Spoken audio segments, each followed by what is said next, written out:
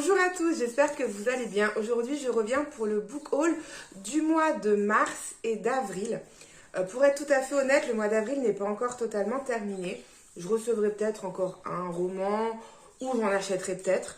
Mais je me dis que j'ai quand même déjà pas mal de livres à vous présenter. Donc si j'en reçois ou si j'en achète avant la fin du mois, je vous les présenterai lors du prochain book haul. C'est pas grave, je sais que vous ne m'en tiendrez pas à rigueur. Donc tout d'abord, j'ai pas mal de livres à vous présenter, sans mentir. Donc j'ai reçu Bienvenue à la charmante pension de Cecilia Dueñas de Mamen Sanchez, donc aux éditions Nami. Pour ceux qui ne connaissent pas les éditions Nami, c'est la petite sœur des éditions Charleston. Et j'ai déjà lu 2 de leurs premières parutions. Et c'est un mélange de livres de développement personnel et de feel good. Et les 2 livres que j'ai lus, à chaque fois, c'est un très bon moment de lecture. Donc là, Mamen Sanchez, je ne la connais pas, mais peut-être que vous connaissez un de ses romans, qui est La Gitane aux yeux bleus, qui est son premier roman qui a été traduit en français et qui est un best-seller international. Moi, je n'avoue que je ne connais ni le livre ni l'autrice, mais celui-là me tente beaucoup. Donc c'est un roman espagnol, d'une autrice espagnole. J'adore la couverture et je vous avoue que je ne sais pas trop de quoi ça parle.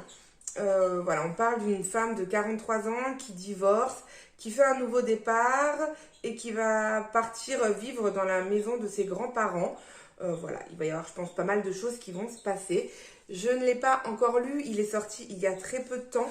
Donc ça sera, je pense, une de mes prochaines lectures. Il n'y a pas de date exacte, mais je voulais vous en parler parce que je trouve la couverture trop belle. Ensuite, toujours aux éditions Nami, j'ai reçu Le restaurant des recettes oubliées de Hisashi Kashiwai. Donc c'est pareil aux éditions Nami. Et celui-là, en fait, pour l'avoir commencé à le feuilleter, il y a plusieurs parties, donc plusieurs chapitres également. Je sais que j'avais lu La bibliothèque des rêves, qui était pareil. Il y avait plusieurs parties, chaque partie est égale à un personnage et donc au vécu de ce personnage. Je ne sais pas si c'est le cas dans ce roman. On parle de recettes oubliées, peut-être que chaque recette égale une partie.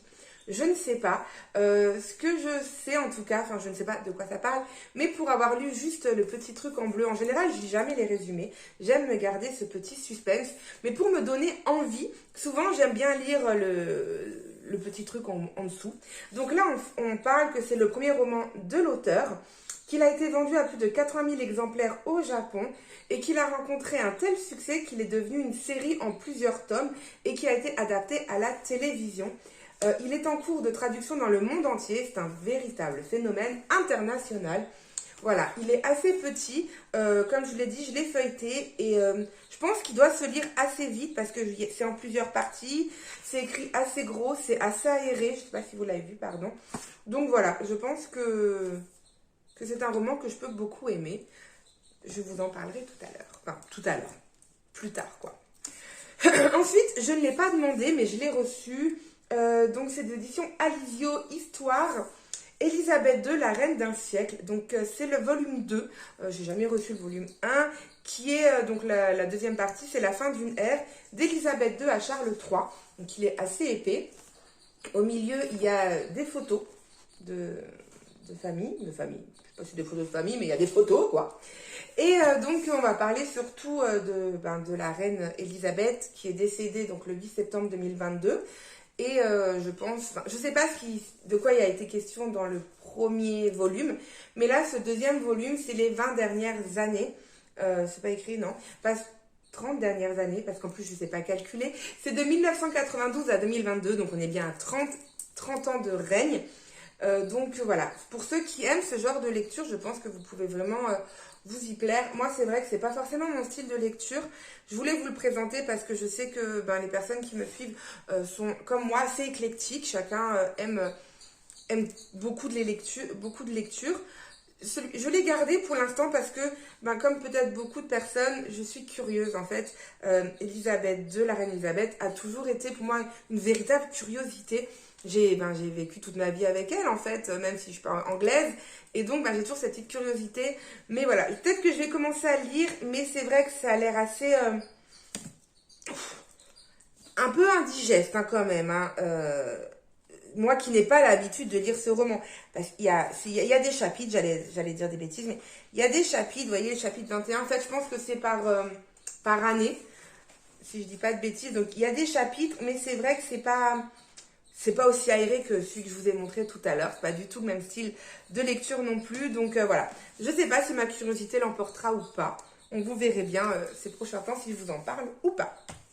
Ensuite, j'ai reçu Le Prince de Bombay de Sujata Massey, désolée si je le dis mal, aux éditions Charleston Poche. Donc celui-là, je l'avais demandé parce que j'avais vu que c'était écrit une enquête. Mais je ne savais pas que c'était le tome 3, que le premier c'était Les Veuves de Malabar Hill, le deuxième La Malédiction de Satapur. Mais je me dis, d'après ce que j'ai lu, en tout cas dans le résumé, que chaque tome égale une enquête, donc je ne vais pas forcément être spoilée si je les lis dans le désordre. Bien évidemment, j'imagine que dans le tome 1, on fait plus connaissance de Pervi Mistry, qui est en fait une femme qui a rejoint, qui est avocate en fait, et qui va mener elle-même ses enquêtes. Donc je me dis que ça peut être quelque chose qui peut me plaire et voilà, je vais me lancer comme ça. Je vous dirai lors de mes prochains points lecture si oui ou non ça peut se lire dans le désordre.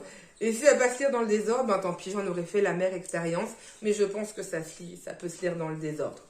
Parce que c'est vrai que pour tout ce qui est un peu cosy mystère ou des choses comme ça, tout ce qui est un petit peu enquête, eh ben ça n'a pas forcément besoin de se suivre. C'est pas une suite de faits, voilà, c'est comme un film c'est un film.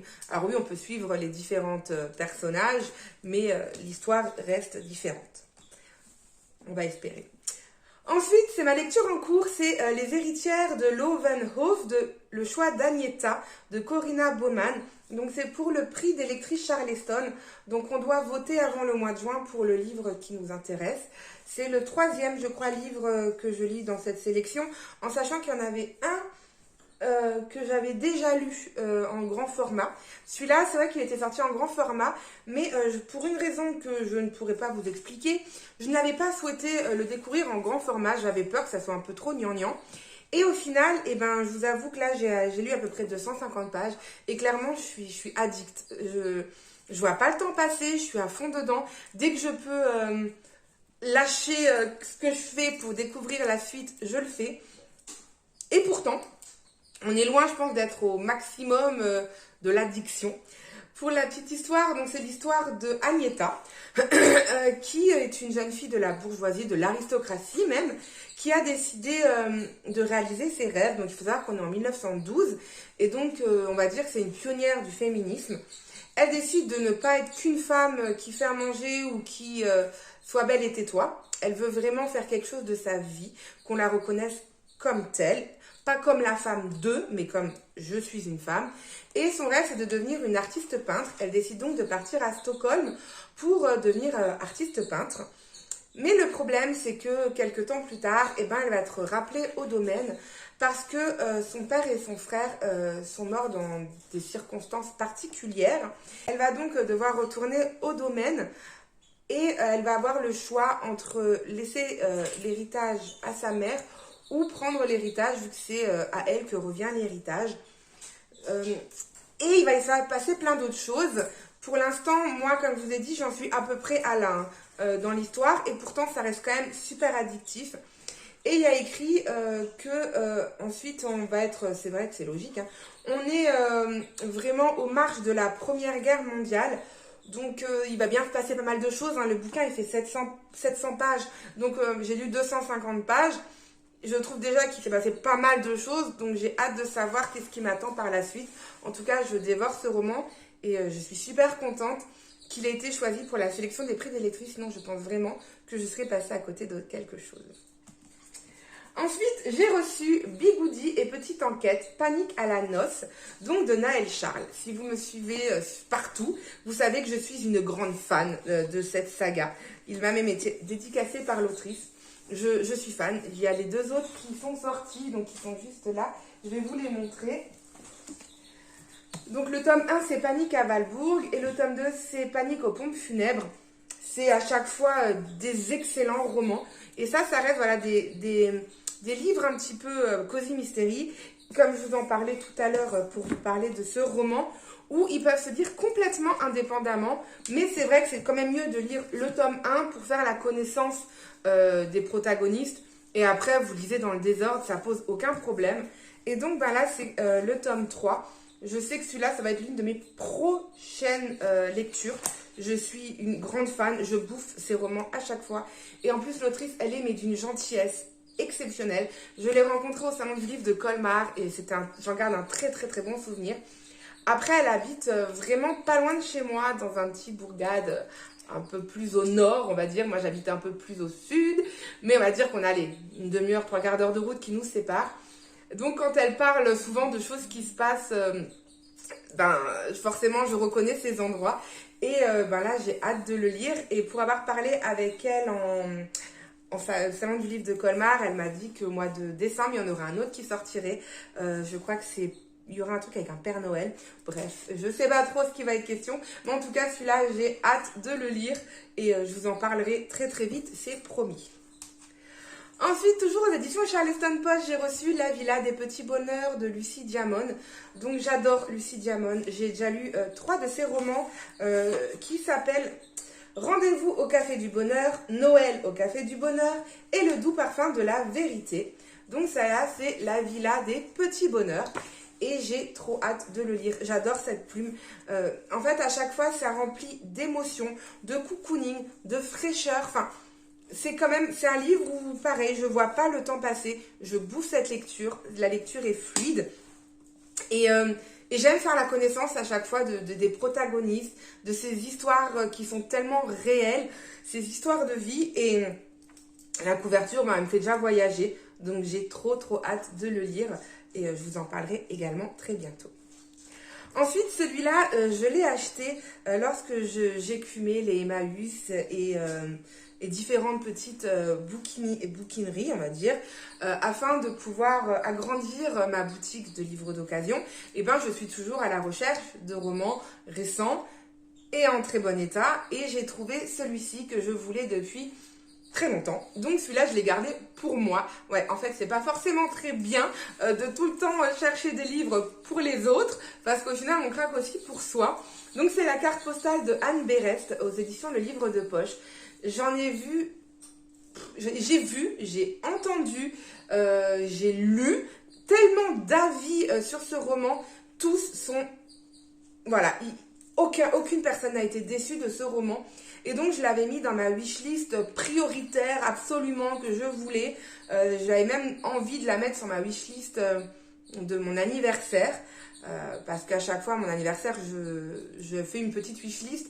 Mais mes proches m'achètent rarement des livres parce qu'ils savent que j'en ai beaucoup trop. Mais moi, à chaque fois, je me fais cette petite wishlist. Je me dis, comme ça, si un jour je veux craquer ou je me fais toujours un petit cadeau d'anniversaire, bam. Et j'avais prévu de m'acheter celui-là. Et au final, bam, je me le fais trouver avant mon anniversaire. Donc, je le considère comme mon cadeau de Pâques. Voilà. Il n'y a pas de raison pour faire des cadeaux, mais psychologiquement, c'est mieux. Hein.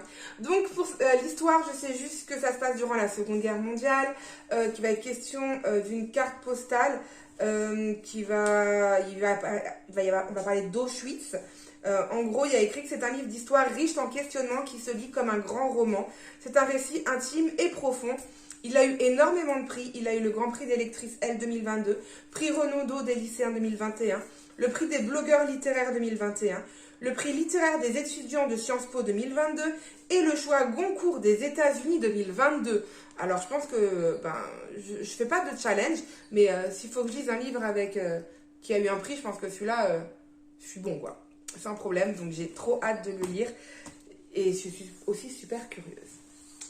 Ensuite, j'ai reçu des éditions Le Duc Pop Culture, Tom Felton, Confession d'un secret, par-delà la magie. Je pense que 95% des personnes reconnaîtront cette personne, sinon voilà le petit rappel. Il s'agit de Drago Malfoy dans les films Harry Potter. Je ne suis pas une grande fan de Drago Malfoy, donc je n'étais pas une grande fan de ce personnage non plus, mais il jouait exceptionnellement bien, ça il faut quand même se le dire. Et donc, quand j'ai pu avoir l'occasion de le découvrir, je me suis dit pourquoi pas. Je suis assez curieuse de nature et vu que là ça parle de Harry Potter, je me dis pourquoi pas. C'est vrai que je me suis jamais forcément intéressée à lui et à ce personnage, Mais quand j'ai vu ce livre, ma curiosité a carrément pris le dessus en fait. Et je me suis dit pourquoi pas. Donc je pense que c'est une autobiographie. Il n'y a pas de résumé derrière. C'est vraiment des petits moments de la lecture que je pense, enfin, des moments de vie de cette personne. Donc, eh ben, je vais commencer à lire. Je pense que je vais lire, voilà, il y a plusieurs parties. Donc voilà, tome 7, tome 6. Je me dis qu'une partie de temps en temps, eh ben, ça sera bien parce que j'ai peur que ça soit vraiment trop indigeste. Encore une fois, j'utilise ce mot. J'essaie de trouver un autre, mais non, ça voulait pas, alors pas grave. Si je lis tout d'un coup. Donc, je me dis que ben, je vais le laisser traîner sur le rebord de la fenêtre pour faire râler encore mon mari, parce que de toute façon, que je laisse traîner 1, 2 ou 15 livres, il gueule. Alors autant que j'en laisse traîner, hein, comment ça l'occupera. Hein. Donc voilà, je pense que je vais le laisser traîner et le lire partie par partie, comme ça, je pourrai découvrir ce personnage et cet acteur surtout, plus en détail. Ensuite, j'ai reçu des éditions Le Duc graphique, La Spinote, une Asperger en voyage sur Terre de Laura Bresson, avec la préface de Julie Dachez. Donc déjà, il est énorme, hein, il fait 300 pages. Vous savez à quel point j'adore les albums et les BD des éditions Le Duc. À chaque fois, ça parle d'un sujet très sérieux, très d'actualité, mais en maniant de l'émotion et de l'humour. C'est toujours très bien fait. Là, je pense qu'il y aura de quoi lire. Voilà, pour vous donner une idée des illustrations. C'est donc l'autrice elle-même qui a le syndrome d'Asperger qui va nous faire son autobiographie. Donc le récit autobiographique plein de poésie et d'humour pour dédramatiser l'autisme. Donc voilà, j'ai hâte de le lire. Je ne suis pas touchée, je ne connais personne qui est touché par l'autisme au travers mes proches. Mais cela ne m'empêche pas de vouloir m'intéresser à tout, en fait, ce qui m'entoure.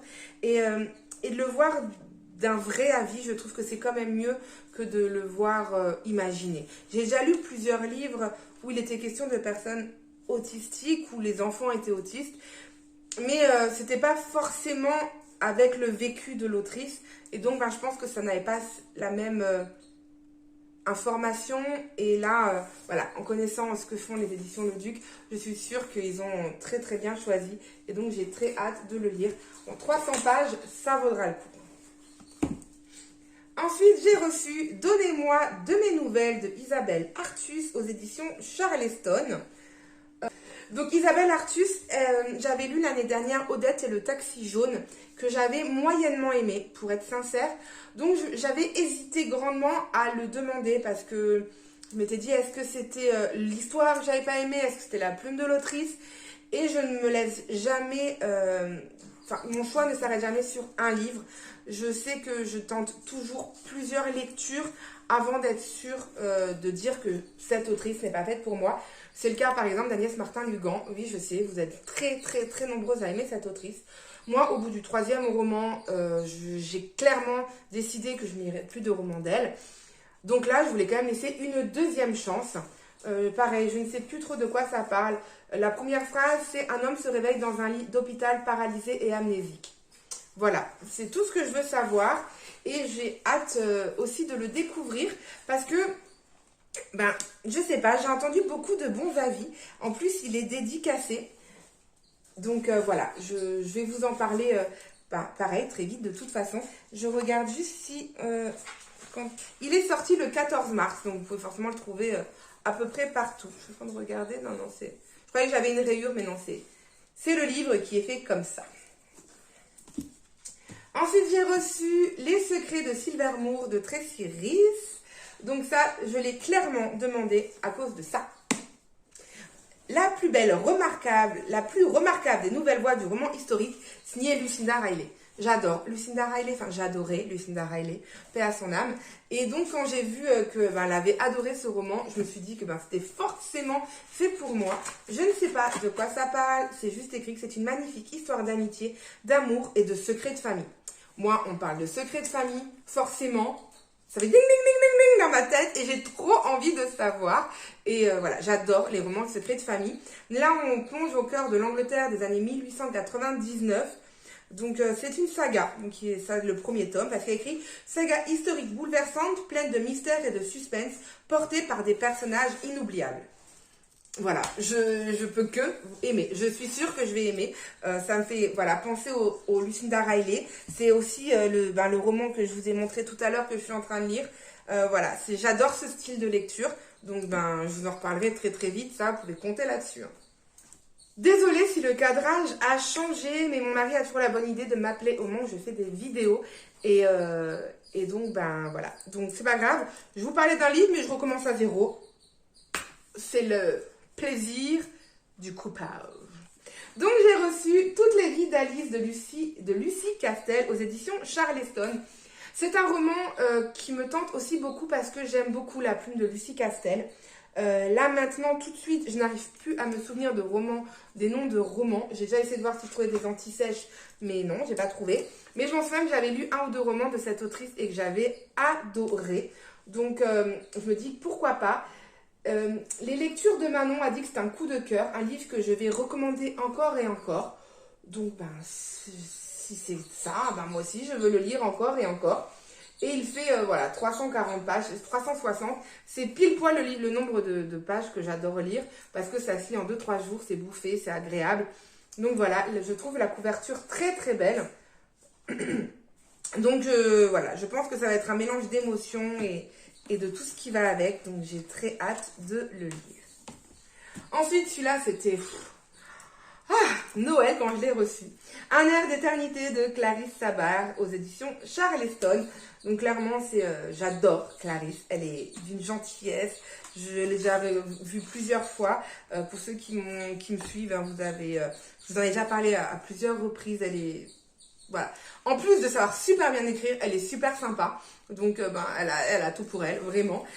Et donc, je suis super ravie de l'avoir reçue. Donc là, on part à Châtillon-sur-Indre dans l'été 2018. Mais on va aussi partir en 1939. Donc, à chaque fois, il y a 2 temporalités. Exactement ce que fait toujours Clarisse Sabar pour ses romans du début d'année. C'est pas pareil forcément pour les romans de Noël. Pardon, mais en tout cas, voilà, il me fait énormément envie. Il fait un peu moins brique que celui d'il y a 2 ans. Celui de l'année dernière, je ne l'avais pas reçu. Et je ne me le suis pas encore procuré. D'ailleurs, il faudrait que je me le procure. Parce que à chaque fois, j'attends le dernier, alors que j'en ai encore un à me procurer et à lire. Bref, donc voilà, Clarisse Sabar, vous savez que vous aurez mon avis très très vite là-dessus. Vous pouvez être compté là-dessus. Ensuite, j'ai reçu La vie ne se danse jamais seule de Marie Joudinot. Donc voilà, ce livre, que je vous dise pas de bêtises, il est sorti le 6 avril, donc début du mois, et j'avais pu lire Comme des éclats de toit de la même autrice l'année dernière. C'est en noir et blanc, mais pour ceux ça peut peut-être vous rappeler quelque chose, je vous en avais parlé. J'avais beaucoup aimé, et donc celui-là, j'ai aussi hâte de le lire. J'adore la collection Instant Suspendu. Vraiment, à chaque fois, c'est un pur régal, je suis jamais déçue. D'ailleurs, je vais vous tourner un point lecture où je vous parle encore d'un livre des éditions Instant Suspendu. D'ailleurs, je vais vous le présenter là, parce que j'ai un gros doute que je vous en ai parlé, que je l'ai reçu. Donc bref, on parle d'abord de ce livre, c'est peut-être mieux, hein. Prenons chose après chose. Donc voilà, là pour l'histoire, je ne sais pas de quoi il est question comme d'habitude. Je sais juste qu'on va partir sur une île bretonne, qu'on va parler de 2 sœurs. Et voilà, je n'en sais pas plus, mais ça sera, je pense, une de mes prochaines lectures. En fait, vu que j'arrête pas de dire que ça va être une de mes prochaines lectures, soit je lis 10 livres en même temps, soit j'arrête de dormir, de manger, de boire. Ça va être compliqué vu que je passe mon temps à dormir parce que j'ai tellement de douleurs que voilà. Mais je lâche pas l'affaire, je sais que je vais le lire prochainement. Ensuite, alors c'est ce roman, je vous avoue que je ne sais plus si je vous l'ai présenté. Je regarde, mon anti-sèche, il n'y a pas écrit. Au cas où. Donc j'ai reçu les 9 chats, les chats ont 9 vies, moi j'en aurai 2. Donc celui-là, je l'ai lu il y a... je sais pas, début du mois peut-être. Et j'ai beaucoup aimé. Donc c'est de Julien M. Je vous l'ai pas dit, il avait son premier roman qui est... Les anti-sèches, c'est plus ce que c'était. Hein. Vraiment. Hein. Je fais un peu la musique d'attente. Ça marche, non? Bref, je ne l'ai plus là dans ma tête. Mais je vous l'avais lu, c'était sur mes épaules, tu bâtiras quelque chose. Mais en tout cas, c'était un roman que j'avais adoré. Et celui-là, ben, je l'ai tout autant aimé. Je vous invite à voir mon prochain point lecture pour avoir mon avis plus complet. Ça se dit? Sinon, j'ai aussi reçu et lu Le dernier sommeil de l'ours de Sophie Jomain. J'adore Sophie Jomain et j'ai beaucoup aimé ce roman. Alors, pour la petite histoire, j'avais pas prévu de le lire tout de suite. Parce que j'avais, ben, comme vous l'avez vu, plein d'autres livres à lire. Et en fait, j'ai vu que l'autrice, elle avait mis sur ses réseaux qu'elle avait donné une interview à un journal ou à une radio et qu'elle avait eu de très mauvais commentaires parce que les gens refusent qu'on parle du sujet qu'elle aborde qui est l'amour maternel et voilà. Et donc, bah, je me suis dit, moi, il m'en faut pas plus, hein. Moi aussi, je vais me faire mon avis. Bon, moi, c'est sûr, je défoncerai pas l'autrice, hein, parce que je l'adore. Et au final, je l'ai lu en 2 jours. Et waouh, c'est une super claque. Je vous en parle également dans mon prochain point lecture. Mais moi, j'ai adoré ce roman. Vraiment. Et les autres, je crois que je vous les ai présentés. Et puis, au pire, ben, vous les verrez dans mon prochain point lecture. Donc, vous l'avez compris, j'ai été plus que gâtée. Et je suis plus que ravie de toutes... mes prochaines lectures. Je vais très vite m'atteler à lire tout ça. Là, c'est les vacances scolaires, mais mon fils, il est au centre aéré aujourd'hui parce que j'avais un rendez-vous chez le médecin aujourd'hui. Et la semaine prochaine, il est en stage de foot.